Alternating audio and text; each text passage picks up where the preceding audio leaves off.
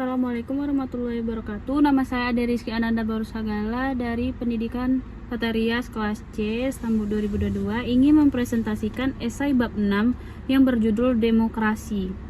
Konsep demokrasi. Demokrasi adalah sistem pemerintahan di mana kekuasaan politik dipegang oleh rakyat atau diwakili oleh para wakil yang dipilih secara bebas dan adil melalui pemilihan umum.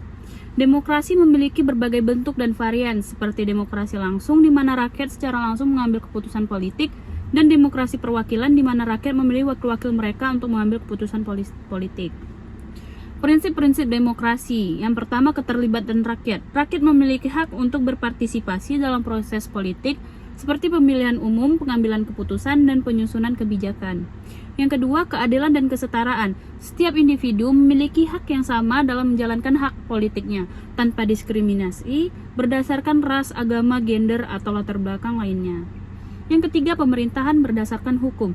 Pemerintahan harus tunduk pada hukum dan aturan yang berlaku, serta menjunjung tinggi prinsip-prinsip keadilan, perlindungan hak asasi manusia, dan perlindungan minoritas.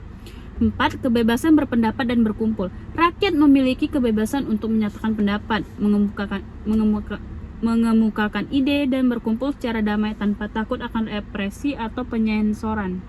Yang kelima, keterbukaan dan akuntabilitas. Pemerintah harus transparan dalam menjalankan tugasnya, memberikan akses informasi kepada publik, dan bertanggung jawab atas keputusan-keputusannya.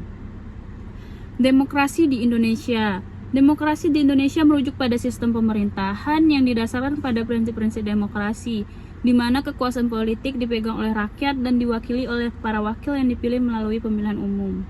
Beberapa ciri demokrasi di Indonesia antara lain, yang pertama, pemilihan umum.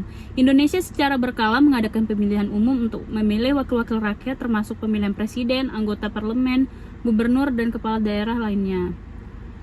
Yang kedua, kebebasan berpendapat. Meskipun terjadi peningkatan dalam kebebasan berpendapat sejak reformasi tahun 1998, tetapi masih terdapat pembatasan dan tantangan terkait dengan kebebasan media dan kebebasan berekspresi di Indonesia.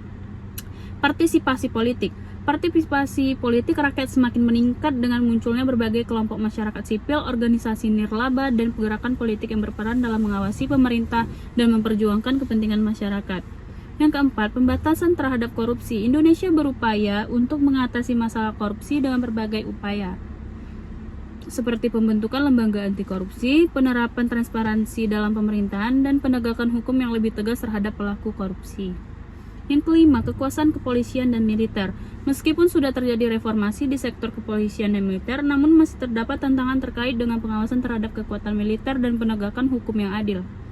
Yang terakhir, pelindungan hak asasi manusia. Indonesia memiliki komitmen untuk melindungi hak asasi manusia, meskipun masih terdapat pelanggaran hak asasi manusia yang dilaporkan, terutama terkait dengan konflik, kekerasan, dan diskriminasi. Demokrasi di Indonesia terus mengalami perkembangan dan tantangan yang kompleks seiring dengan perubahan politik, sosial, dan ekonomi di dalam negeri dan di dunia. Meskipun demikian, Indonesia terus berupaya untuk memperkuat sistem demokrasi, menjaga stabilitas politik, dan memajukan kesejahteraan masyarakat. Demikian presentasi ini saya paparkan. Bila ada pertanyaan, tinggalkan di bawah kolom komentar. Terima kasih.